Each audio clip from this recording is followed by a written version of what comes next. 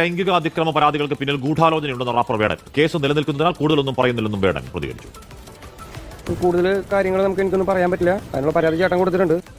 ഈ തെക്കുംതിരക്കും കേസൊക്കെ ഒന്ന് കഴിയട്ടെ, ബാക്കിയുള്ള കാര്യങ്ങളൊക്കെ പിന്നെ സംസാരിക്കാൻ നമുക്ക്. എനിക്കൊരു സംശയമില്ലായിരിക്കും ഗൂഢാലോചനയുടെ കാര്യത്തിൽ. തീർച്ചയായും സംശയമുണ്ട്. അതിനുള്ള കാര്യങ്ങളൊക്കെ പിന്നെ ഒരു ദിവസം ഒന്ന് പറയുന്നതായിരിക്കും. ഞാൻ ആദ്യം ഈ തിരക്കൊന്ന് കഴിയട്ടെ.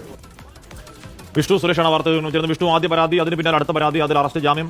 ഇത് ഈ ഗൂഢാലോചന ഏത് ഭാഗത്തു നിന്നാണ് എന്നാണ് വേടന്റെ സംശയം? കാശ്മീർ ഇന്നലെ വേടന്റെ സഹോദരൻ മുഖ്യമന്ത്രിക്ക് ഒരു പരാതി നൽകിയിരുന്നു. വേടനെതിരെയുള്ള തുടർച്ചയായ പരാതികളിൽ ഗൂഢാലോചന നടക്കുന്നുണ്ട്, അങ്ങനെയാണ് പരാതികൾ വരുന്നത് എന്നായിരുന്നു അതിൽ ആവശ്യപ്പെട്ടത്. അതിൽ അന്വേഷണം വേണമെന്നും വേടന്റെ കുടുംബം ആവശ്യപ്പെട്ടു. വേടൻ ഇന്ന് എറണാകുളം സെൻട്രൽ പോലീസ് സ്റ്റേഷനിൽ ഹാജരായിട്ടുണ്ട്. മറ്റൊരു ലൈംഗിക അതിക്രമ കേസുമായി ബന്ധപ്പെട്ടാണ് ഹാജരാകൽ. ആ കേസിൽ ജാമ്യം ലഭിച്ചു. ജാമ്യവ്യവസ്ഥ പ്രകാരം ഹാജരായപ്പോഴാണ് വേടന്റെ ഈ പ്രതികരണം.